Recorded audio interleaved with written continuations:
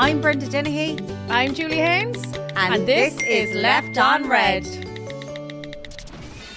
So this is a bit of a different podcast today, as we have our former Taoiseach in the hot seat today with us. So, Leo, it's great to meet you and everything. So, I wouldn't be that great in the old politics myself, but I think I'd be better than Julie. So, while you're here, we can maybe educate Julie a small bit about kind of the party you represented and all that. So, we do a quiz on our podcast weekly. Okay. So, this is a question I asked Julie just as you stood down back in March on the episode. And we'll see how you do. So, question number 1. Leo Varadkar resigned as Taoiseach last week. What party was he leader of? Fianna Fáil. Wrong. Fine Gael. Fine Gael, yeah. But I did make a couple of notes in my phone, and I, as you just heard, I read out that paragraph and how I spelled Taoiseach today. Teeshock. Actually, when you go to America, you go to England and say President Biden or whoever is making a speech, you can see on the auto cue that they have it written phonetically as well, that, so they don't create a diplomatic incident by pronouncing it incorrectly. So Liz Truss and the Taoiseach. Liz Truss over in English, Taoiseach. But while we're speaking politics and all that, obviously everyone knows you from, being former Taoiseach, leader of Fine Gael. But who is Leo outside of Leinster House? Where did you grow up, go to school? I think the general public don't know that side of you. So that's what we want to learn today. Who is Leo? Okay, so where did I grow up? Grew up in the Blanchstown-Castleknock area in West Dublin, in Roselawn. And Dad comes from India originally. There was a local GP, and my mum is from Waterford. She's a nurse, he's a doctor. They met in England. The rest is obvious. Yeah. Obviously moved back to Ireland long before I was born, and studied medicine in college.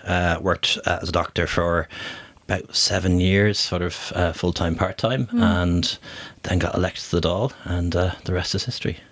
And what kind of doctor were you doing? What kind of doctor were you? Yeah, I trained as a GP as well. Okay. So I got elected to the Dáil in the middle of my GP training. Because the way you graduate as a doctor first and then you do your specialist training. So that was my specialist training, and for about 2 years I was trying to finish off my training as a GP and also be a TD, so that was absolutely crazy. Yeah.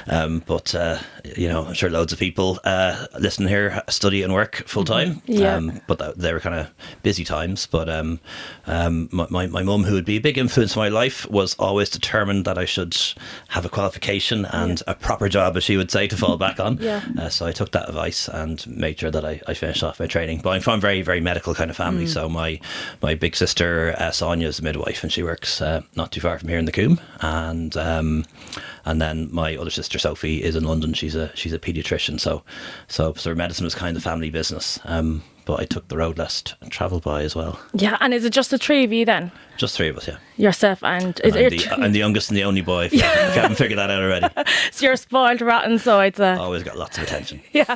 And what way were you in school? Were you a good boy? Were you too cool for school? Or what way were you in school? A bit of a swat, to be honest. Were you? Yeah. So... I was a very serious young man, both in school and college. But yeah, I would have taken kind of study very seriously. Would have always done my homework, all the rest of it. Yeah, and you went to school in Dublin. Yeah. And what was your favourite subject? Probably history. I love history because fascinated with stories about the past, and also whether people realise it or not. Pretty much everything's happened before. In history, so yet you learn a lot about how to manage today's problems and what's going to happen in the future by looking at what's happened in the past, because almost everything's happened before, exactly, in a different way if you're able to recognise it. And when I went to school, my mum wrapped my copybooks and my books up with wallpaper. My books were matching my sitting room walls. Were you the same in your household? Not wallpaper, brown paper. Bread paper, No, brown paper. Brown paper. We were a bit fancier, so yeah. I think we did that for primary school, and then by secondary school it didn't bother. And tell me, did you ever have sugar sandwiches or just bread and butter going to school, or were you a bit more fancy, or would you have ham in your sandwiches, or what was in your packed lunch going to school? I didn't always eat it, by the way. I've never been a big fan of sandwiches, but kind of ham and cheese sandwiches, whatever, bag of crisps. It got to school, yeah, Easy yeah. drink. And then when Yeah. it came to sports, were you GA? Were you rugby? I see you were rugby, would you? Were you rugby head? Went to secondary school that was like a rugby school, although it was co-ed. So I played that in school very badly. To be honest, I wasn't really into sports as a kid or a teenager, which is a pity because it's kind of something I discovered really later in life. I was in my late 20s, and I think I just wasn't great at kind of, sort of soccer or rugby or those kind of team sports or ball sports, whatever. But kind of got into sort of fitness and triathlon and CrossFit and really enjoyed doing that, both the physical aspects and the social aspects. Yeah. And maybe it's changed in schools, but I think there is a sport for everyone. Course, but sometimes it's quite limited, and if you're not into, soccer, GA or rugby, other sports like athletics and so on, or tennis or whatever, basketball, they're kind of limited. It's probably better than it used to be, but that's a pity because I think there is a sport there for everyone. And then I Absolutely, suppose lots of people, sometimes they would bury themselves in sports and they get scholarships and all that. And then other people might be, There was drinking underage. No chance of me getting a sports Or scholarship. we'll say drinking underage or going to discos. Were you going to discos when you were younger? Were you going out? Were you drinking underage? Were you smoking behind like the bushes? Never got into smoking. Look, I think everyone in Ireland would have drunk slightly underage at some stage. So, What discos did you go to? a couple of different ones. So only people from West Dublin now would know these. Right, but, go on. But there's the Vortex in the County Club in Dunboyne, which I'm Right. not sure is there. The GA Club in Castleknock had a disco. A terrible one, but went there. And then there's a place called Regine's, which was a nightclub in Kill in County Kildare. I'm not sure it's still there. Okay, It's the yeah. Ambassador Hotel. Yeah. So they would have been the main ones. And when you were going to these teenage discos then, like back in the day, were you after telling your friends and your family at that stage that you were gay, or did you ever kiss a girl like in the teenage discos? Were you hiding it like from your friends and family at that? Yeah, well, look, it was a very different era. So, That's it, yeah. So like homosexuality was only decriminalised in 1993. So that's when I was in maybe transition year. Okay. Or whatever, secondary school. So Yeah, it was a very, very different story. Like there would have been nobody in school that was out. I know that's now totally changed. Never mind trans. Like you wouldn't have people who were openly gay or lesbian. Yeah. So look, I always probably knew deep down that I was gay. In fact, I think I did know, but wouldn't have been something I explored really at all. And So, that's very sad. Did kiss girls, and I knew there was something not right. Yeah, yeah. Did you have a girlfriend? But never a proper girlfriend. Like a couple of But did dates. would you have a girlfriend as you were like to your parents? I suppose. Oh, I'm seeing this girl. Do nothing like that. And when do you think that? I suppose it's different for everyone. I did have a few who kind of fancied me or whatever, and just didn't work out. Yeah. And when I did come out, I think they were all kind of happy that it actually was me, Oh, not them. Yeah. And when it came to you stepping down then, was your gut telling you one thing and your heart saying another, or? No, the gut and the heart were very much aligned. So look, it was something I thought about for a few months, and then kind of made the final decision, particularly with local elections, European elections, all the elections coming up. There was kind of a window where you were either staying on or not, and I kind of decided to take that opportunity. Anyways, I've been extremely lucky. Like it was this time 20 years ago that I got elected for the first time. So like it hasn't been a short shift. Yeah. And managed to spend most of that around the cabinet table, and most of that as leader of my party or Taoiseach Taoiseach. And there are loads of people in politics who are able or more able than me. And for one reason or another, they didn't get that opportunity. So, I feel very privileged that I had the chance to serve, but it was never going to be something for life. And would you have good support in there then? As in, like, friend-wise, like, would you have, like, a work husband? Would you have a bestie in there? Like, who would be your bestie? Well, politics is a funny business because it's very hard to know who your friends are. Okay. Like, it's different when you're working, let's say, on a team of people as doctors or nurses or teachers or whatever, because in politics, you're all in competition with each other. So even in your own constituency, while you might get on with the other TDs in the area, ultimately you're competing with them for votes. Yeah. And in your own party, you're competing with people for promotion. Okay. Yeah. So it's very much a kind of a sole trader business in a way. So I have some good friends, but my real friends are outside of politics. Yeah. And I was kind of lucky in that way. Yeah. And broadly people who are aware of politics but not as excited or interested in it as I was, which I really liked, because like the last thing you want in your free time, and you don't have much of it, is to be talking about your job. On top of work. Unless you really want to. Yeah. And I was kind of lucky that I had friends that would only, and still would only, kind of bring up politics and public affairs if they felt I wanted to talk about it. And with your friends, like when you're out with them, if you're having a drink with them or anything, do they understand? Do they not mind people coming up to you, or phones being out, people taking pictures of you out having a drink? Are they very understanding friends? Yeah, they are. And some of them are big guys like myself, so half the time people think they're my security. Yeah. But yeah, I know they understand it, and yeah. And just talking about going out with them and stuff, like, what if he did go out for a pint? Are you a pint man? Are you vodka? Are you gin? Are you whiskey? Bit of everything. Yeah. Red wine with food, like anything with rum in it. Okay, nice. Yeah. And so I'm a Cuba Libre or whiskey sour or whatever. And wouldn't drink beer as much as I used to, but Yeah. It was I seen your meal prep. Remember you put up something about your meal prep at Matt. You got a bit of a slagging over that. Well, that was my fault, because I took the pictures before he'd put the lids on. Yeah. And then it kind of went wild online. It was kind of funny.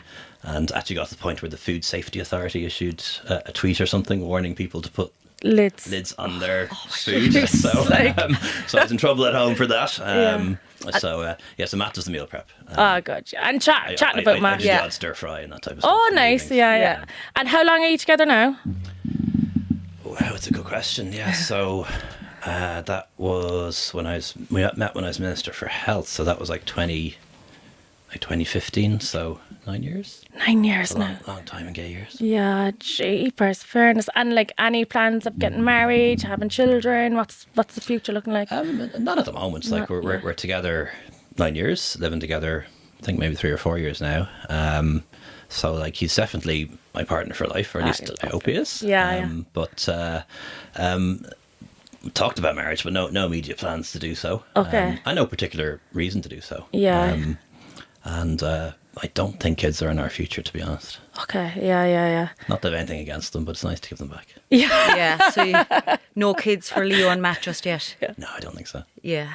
You probably have nieces and nephews anyways, though, do you? I do, yeah. So I have two nephews here in Dublin, and then a niece and nephew in London, who are all growing up very fast. Yeah. So Nick, now the eldest, will be doing his A-levels next year, which is kind of hard to believe in a way. Yeah. But you like babysitting them? You've been at somebody's christening, and then all of a sudden they're doing their A-levels, yeah. And what have you a dog? Have you a dog? Nice dog? No, Could no imagine you have a dog. nice No dog. dog. Could have you maybe like a Pomeranian or something like that I'd now? love to have a dog, but dogs need attention. Yeah. And we're both busy jobs and away a lot, and just wouldn't work out. Now, there's a cat on our street who belongs to a lady up the street, and he comes to visit pretty regularly, but not our cat. Did you feed the cat? The odd time, yeah. I love that. I think cats know where to go. Yeah. And come here, would you ever, can you dance? Badly. Would you ever consider going on, like, I'm a Celebrity or Dance with the Stars? No chance. No chance, Yeah. no? No. I'd be eliminated very early on. I like to do things I'm good at. And tell us, what will you miss most about being Taoiseach? I think I'll miss most being able to make a positive difference in people's lives. There's lots of ways you can do that, but being able to be there during times of crisis, whether it was the pandemic or COVID or the cost of living crisis, and to be able to do things or do some of the stuff we did around, workers' rights, like protecting tips and bringing in sick pay and all those things. I'll never be able to make a difference in the lives of millions of people ever again. On the upside, I'm not going to get blamed for the problems of millions of people ever again. I probably will, but not to the same extent. And would you ever consider running for president in the future? God, no. No, it's a definite no. And why not? Well, look, like part of the reason, part of the reason, I should say, like I am still a TD and will be at least until the next general election. So I'm still busy representing my constituents and helping out candidates and taking on issues and so on. But whatever about being in a bit of a bubble or a bit of a goldfish bowl when you're Taoiseach, that's even more so when you're president. You have to live in the Phoenix Park and surrounded all the time by courtiers Yeah. and Gardaí and so on. I don't see myself wanting that again. Now, look, I'm 45. Maybe I'll feel differently when I'm A bit 60 older. or Yeah, 65, yeah. but definitely not in the foreseeable. And there's way better people, I think, who are interested. So best of luck to them. Fair play. And when you finish your tenure as TD, will you be going back to medicine or what? Do you have any Okay, I plans? don't know yet. Like, I have to decide whether I run again. Like, there are former Taoiseach who stayed in the Dáil. Gareth Fitzgerald did, John Bruton did. Not so much in recent years. So like that's an option. But I'll think about that now over the summer and make a decision. So, Leo, actually, after this, you are heading to Galway to go support Maria Walsh. She That's is right. going for as to be councillor again in Galway. No, she's a member of the European Parliament. MEP, so sorry, yeah, yes. she's got elected last time Yes. and going for a second term. I get mixed up with the all councillors, MEPs. They're both going for it now, isn't it? Yeah, same time. My excuse is I don't live in the country anymore. Julie doesn't have an excuse. When it comes to this, I live in London now. But women getting into politics, I suppose, anyone getting into politics nowadays, very difficult because they've much more to contend with their privacy. Everything. But I see there's a lot of women, I've seen anyway, stepping away from it. Any advice for women getting into politics? Or do you see a decline in the amount of women getting into it? There's not a love for it anymore? No, well, like actually, most people stepping down are men. But we do need way more women to run for the Dáil in particular, because women are half the population, more than half the population actually, but that's not reflected in the Dáil or in the government, and that means the best decisions aren't always made. Having women around the table and just having diversity in general around the table of all forms, I think means better decisions get made. And I'd really encourage women to go forward. And like one thing that's kind of curious about politics in a way, women find it quite hard to get elected the first time, but once they do, they tend to advance much more quickly than the men. And if you take my party, Fine Gael, now we've been lucky to be in government for a long time now, but every single woman who's been a Fine Gael TD who's held their seat is a minister or has been a minister. So once you get through that barrier getting elected, you can actually go very far and make a really positive difference.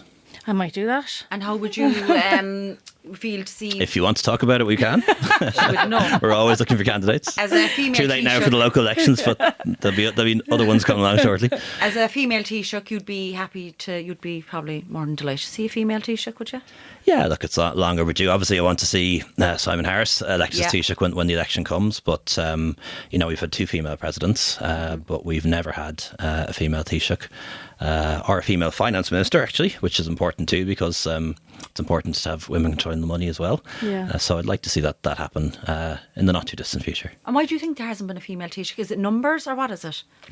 Look, it's lots of different reasons. And, a lot of countries have had female prime ministers. A lot haven't. There's never been a female president of the United States, for example. But I do think it is harder for women to break into politics. Yeah. And there's lots of different reasons for that. But like I say, I don't think it's too far away that we'll have a female Taoiseach. But hopefully it'll be Jennifer Carroll McNeil or Helen McEntee. Not Mary Lou, no. And nothing against Mary Lou personally, but don't particularly want to pay higher taxes or not be at the heart of Europe anymore and any of that stuff. I'm getting too political now. As you mentioned US there, just one final question from me. Did you meet Donald Trump? Was he? Yeah, a good few times, yeah. Yeah, and what I know obviously now because I'm following his trial at the moment, the corruption one. But I suppose, what was he like? He is as he appears. Yes. Like if there is a different real Donald Trump behind the scenes, I didn't meet him. Like the man that I met both in Washington DC and here in Ireland, is very much the man that you see on TV. Whatever his strengths and weaknesses are. And what do you think of the current situation? I suppose, would you see if it was between Biden and Trump now? What would you see happening? Well, look, I think it's going to be a really important election. Yeah. It is a contest between an 81-year-old and a 6-year-old. Yeah. So I would prefer the 81-year-old. I think Trump has his strengths certainly, but one of my big fears is that he'd sell out Ukraine, cut a deal with Russia. That would mean millions of more refugees, and also I think it would send the wrong message. Another country would be attacked next. Putin wouldn't stop at 4 countries. Yeah. He'll attack Poland or Estonia or Latvia or Lithuania, and there'll be consequences for us We'll too. all be fecked. And I don't think, whereas Joe Biden does really care about Ireland and has a real connection to Ireland, I think for President Trump, we're just another country. Yeah. Okay. Gotcha. And come here, have you any Netflix recommendations for us? Yeah, on. Shogun. I'm not sure it's Netflix or Apple or which one it's on, but Shogun. But yeah, it is. I can't remember which one's on, but that's really good. Now it is in Japanese, is so you have it to. dubbed though? No, Oh, you it's have to subtitled, read. which means you have to I pay love good attention. subtitle, So yeah. Yeah. there's some things you can watch while you're half on Yeah. your phone. Would you be a chipper or Chinese man? Chinese. What would you get in a Chinese then? I'd actually be more of a Thai man. So yeah, so lovely, it'd be kind of Camille or Saba or whatever. But I'd probably go for the Chinese over the Over the chipper. chipper. Would be the black beef and black bean or something Oh, like it's that. same, yeah. Black bean sauce and mushrooms. Yeah, no mushrooms. No. Oh no, are you No. peppers? Do you get the peppers? Peppers, yeah. Yeah, I get the mushrooms. I'm a very simple eater then, so Julie does all the kind of fancy stuff. Regarding, we'll say, if there was a meal you had to go if you had a bad hangover, what would you want? If you were dying now, absolutely. You've been dying before, have you bad hangovers? Well, that's happened on occasion, yes. So, go for a walk, fizzy orange, Club Orange, I think, and then probably some sort of chicken roll or something. Hot chicken roll. Oh. Are you spicy or isn't good plain? for you. Spicy, definitely. like- Spicy with coleslaw and cheese? With coleslaw and lettuce, no cheese. Oh, lettuce, okay. Yeah, I think we're going to get that later. Yeah, one other thing, Leo, as well. Inspire. Julie and I have Inspire, matching yeah. tattoos of, and I just saw her tattoo there. Have you any tattoo? I don't. And, I really like tattoos, at least the ones that are tastefully done, and would like to get one. Never have. But kind of part of the problem is what tattoo and then where. There's so many, yeah. Because everyone always asks you, Yeah. what it means and so on. So that's definitely going to get one, but I just haven't You don't know decided yet. Yeah. You might get a when or matching where. one with us now after the podcast. Yeah. Microphone behind your ear. I was speaking to Maria Walsh, who's our MEP down in Galway, who off to help out now. She's tattoos and she's beautiful Might get tattoos. one now yeah. today. We'll see you in a Yeah. tattoo So parlour. people can be quite snobbish about that kind of stuff, but we've members of the European Parliament, TDs, loads of tattoos. Like, it's not, my mum now would be horrified. But Yeah. I think that's changed. We might influence you so to get a tattoo. So, and final question, what would you say to teenage Leo now? Well, look. First of all, stay the course. Teenage Leo wanted to be a politician and maybe Taoiseach one day. So I'd say stay the course. And second thing I'd say to him would be, would be live a little bit more. Like, I was a very serious teenager and young man, and it was kind of later in life that I discovered everything else that's available in life. And sorry I didn't sooner. But then maybe if I hadn't, I wouldn't have got to where I was. So there's trade-offs true. there. So every week, although that Leo is here, we're still going to do Are You Smarter Than Your 6-year-olds in front of him, and he's probably horrified, but pressure. we'll go with it. Okay, so question number 1, with the former Taoiseach sitting right next to you, spell Taoiseach.